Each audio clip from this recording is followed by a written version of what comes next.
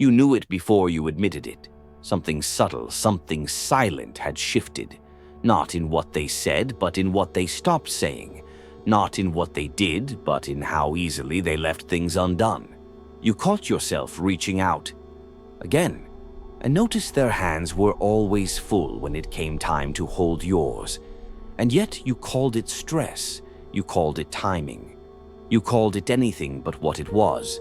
Because to see it clearly, to say out loud that they were only there to take, to drain, to use, would mean facing the fact that you allowed it, that you stayed, that some part of you preferred crumbs over the risk of hunger.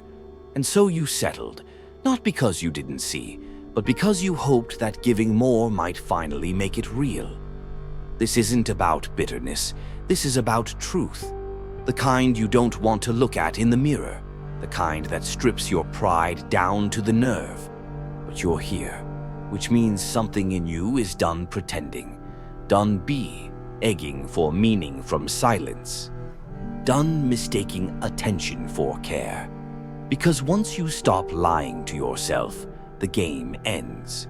And that is where we begin. 1. The disguised departure. They don't slam the door. They don't yell or offer a final scene. The ones who use you don't exit loudly. They slip away bit by bit in ways that are so subtle you almost miss it. At first, they're simply busy. Then your messages start receiving delayed responses. You notice their laughter seems more distant, their presence more performative. But there's no confrontation. That would require honesty, and honesty isn't their currency, so you find yourself compensating. You start reaching harder, giving more. You rewrite their silence as fatigue, interpret their avoidance as stress. You tell yourself it's temporary. But deep down, there's a nagging awareness. This isn't a pause, it's a retreat. This withdrawal is strategic. It's how manipulators conserve energy while still collecting yours. They've already taken what they needed. Your validation, your comfort, your availability. Now, with nothing more to extract, they don't need you in the same way, but they won't completely cut the cord either.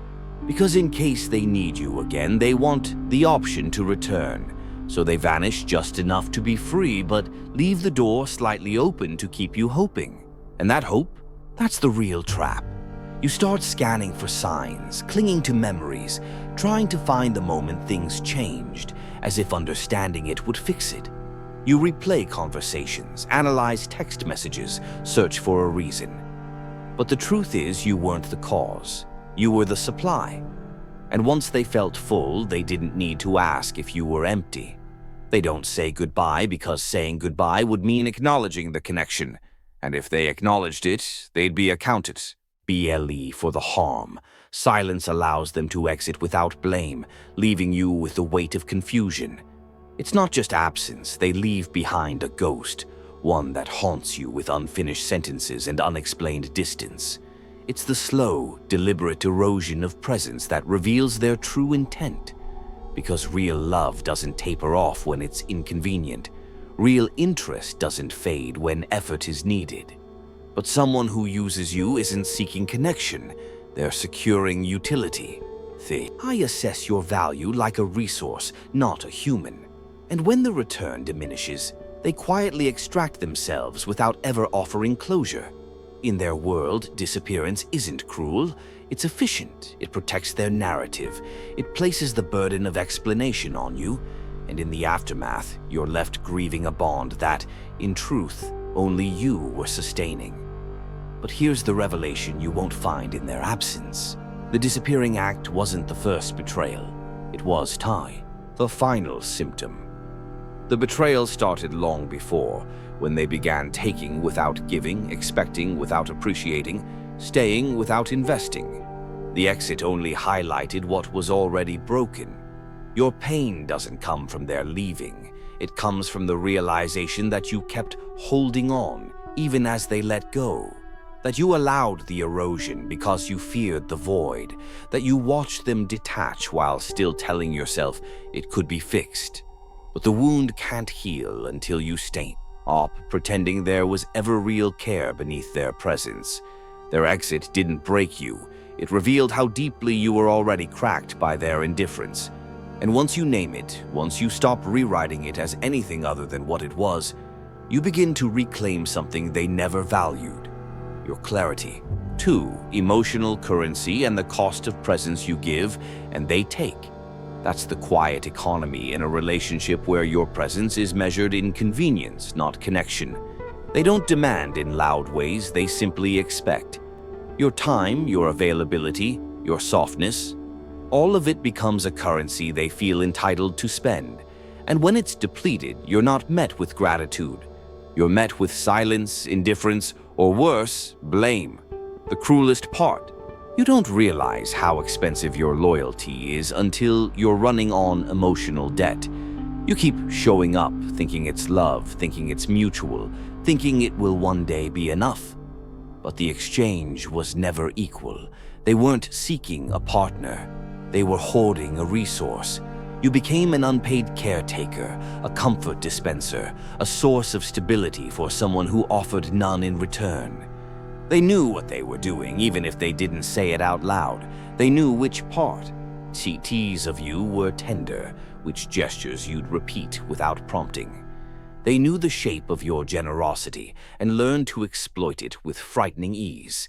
Not through demands, but through subtle withdrawals, through calculated absence, through strategic vulnerability that would pull you back in every time you started to question.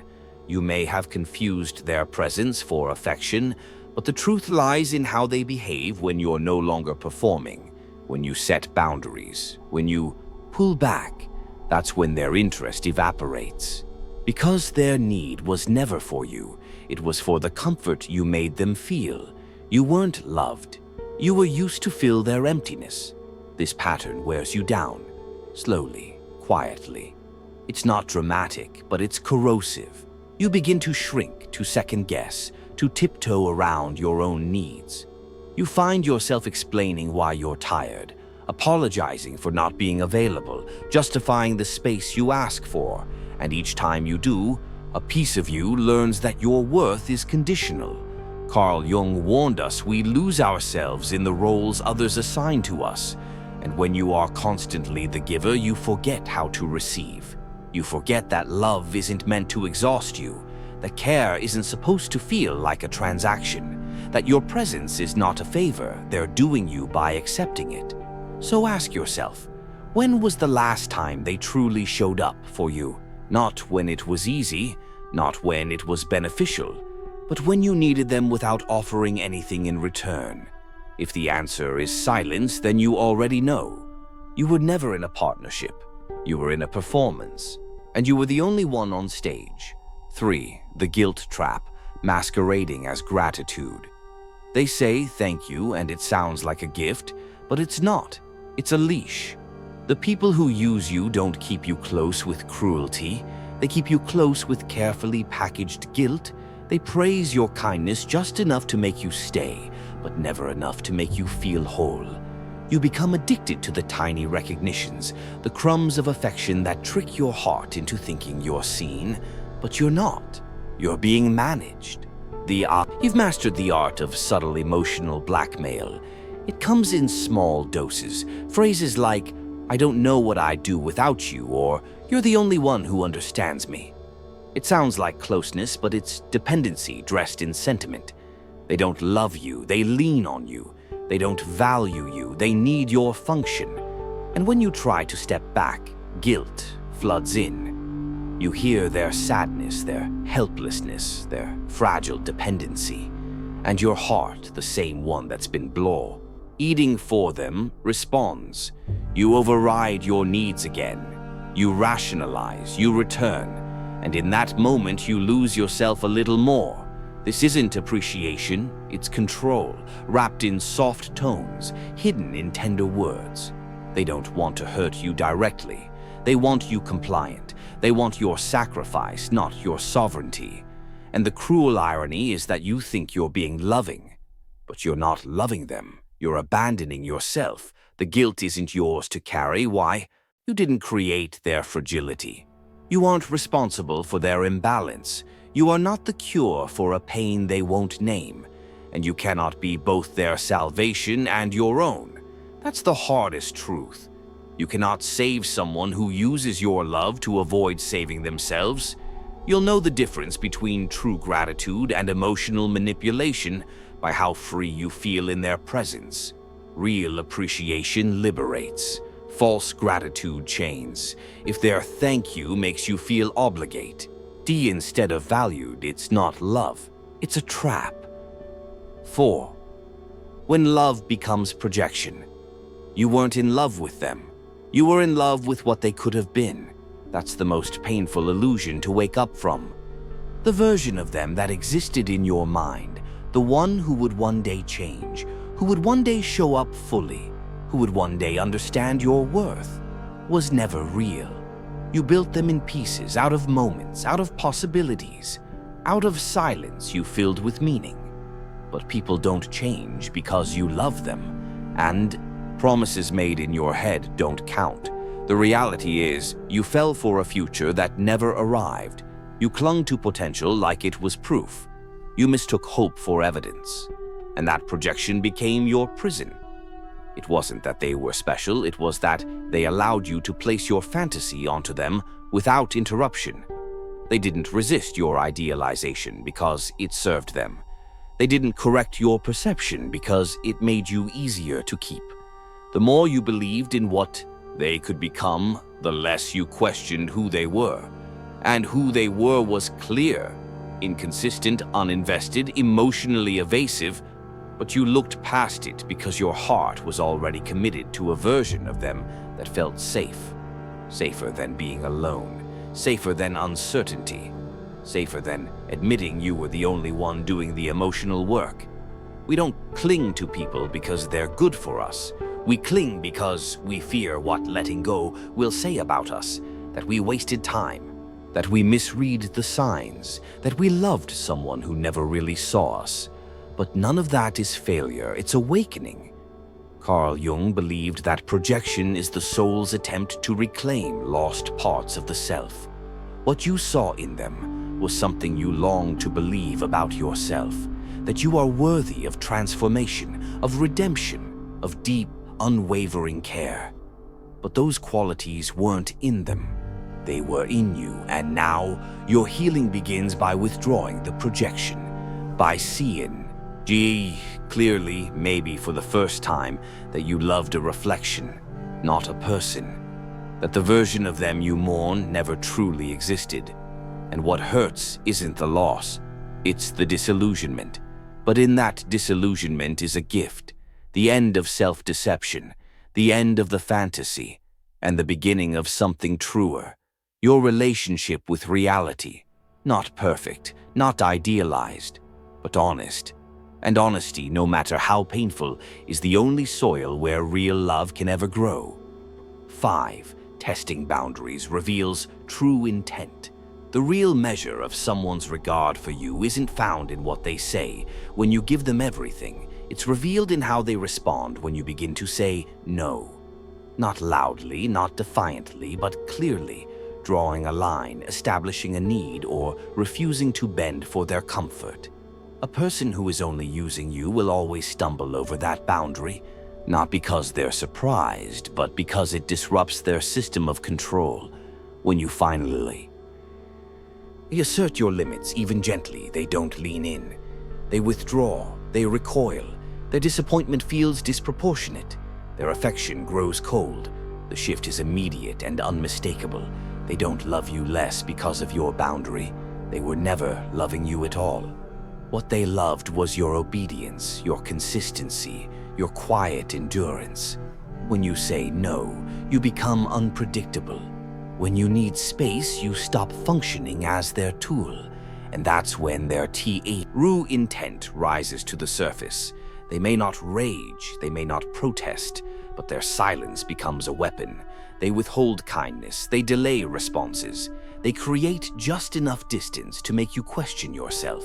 That's the manipulation at work, not punishment, but removal, not anger, but absence. And it's designed to make you flinch first.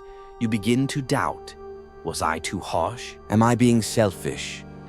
The spiral starts, And once again, you find yourself inching back toward compliance, not because you were wrong, but because their reaction made you feel wrong. That's the cruelty. They train you to avoid asserting your worth by making every assertion feel like rejection. Carl Jung warned that what we repress does not disappear. It waits. And when your boundaries are continuously violated or dismissed, what builds beneath the surface is quiet resentment. You smile, but you feel it. You comply, but inside you recoil. And eventually your soul starts to detach, even if your body stays present. True connection respects boundaries. It honors the no. It doesn't flinch when you protect your peace. Anyone who sees your limit as betrayal was never committed to you. They were committed to what you gave them. And when that giving stops, so does their presence. And that's the test. That's the inflection point. Watch what happens when you stop performing. Watch how quickly the energy changes. Real love doesn't retreat when challenged. It doesn't collapse under the weight of mutual need. It adjusts, it listens, it responds. But a user, a manipulator, a person who feeds off your compliance, they have no capacity for that shift. Because their relationship with you was never relational. It was transactional. So draw the line, set the limit, say the thing, and don't apologize. The people who remain, who soften, who reach back, those are the ones worth keeping. The ones who fall silent, let them. You've finally said something they can't use. And in that silence, you've said everything that matters. 6. The emotional unconsciousness that feeds the cycle. Not every manipulator is a villain. Some are simply lost, broken in ways they don't understand. They carry wounds so old they've forgotten how they got them. They inflict harm, not with intention, but through habit. And that's what makes them dangerous. You look into their eyes and see pain. You listen to their story and hear suffering. You witness their struggle and feel compassion. And in that space, you tell yourself, they do mean to hurt me. They just don't know better. But understanding is not salvation, and empathy without boundaries is a straight road to destruction. You can see someone's trauma and still protect yourself from the fallout. You can hold compassion and still walk away. That's not cruelty, that's wisdom. These people, often unknowingly, repeat patterns that are rooted in their unhealed selves.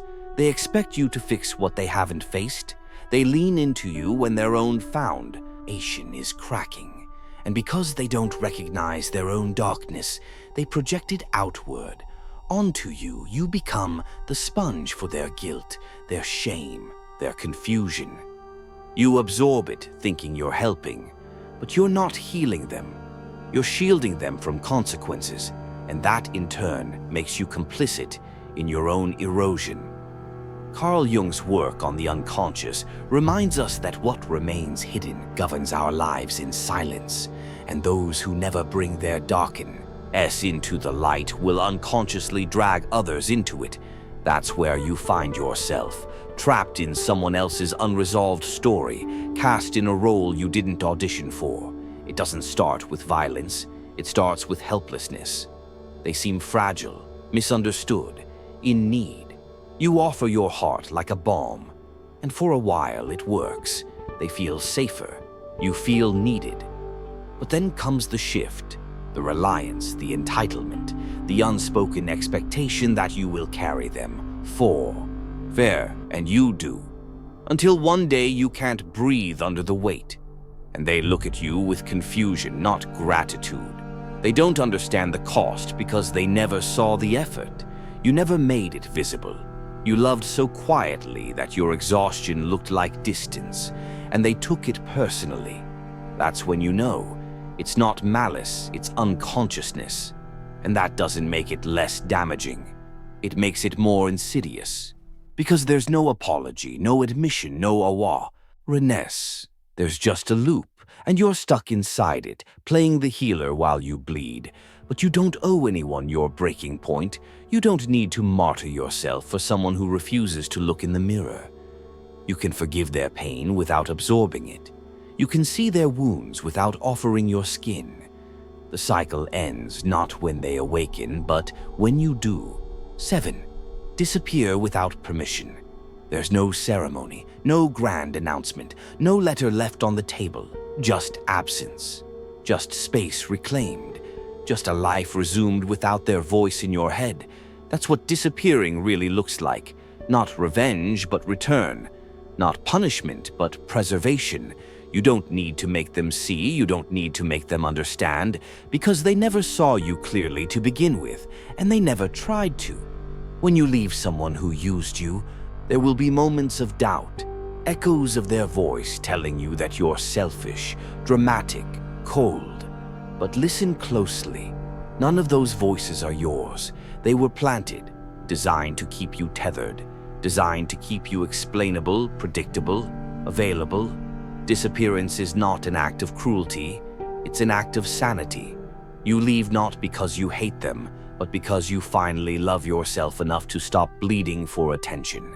You choose silence not as a weapon, but as a seize healed, and it will hurt. Not just the leaving, but the detachment from hope, from the version of them you still wanted to believe in. But every step away from them is a step toward clarity, and clarity, though sharp, is the cleanest cut. You will be tempted to reach out, to justify, to explain your absence. But you owe no one a map back to a place that almost destroyed you. Let the silence speak. Let the lack of you become their lesson. Carl Jung once said that the privilege of a lifetime is to become who you truly are, and you cannot do that while remaining someone's emotional utility. You cannot do that while standing at the door of someone who never meant to open it.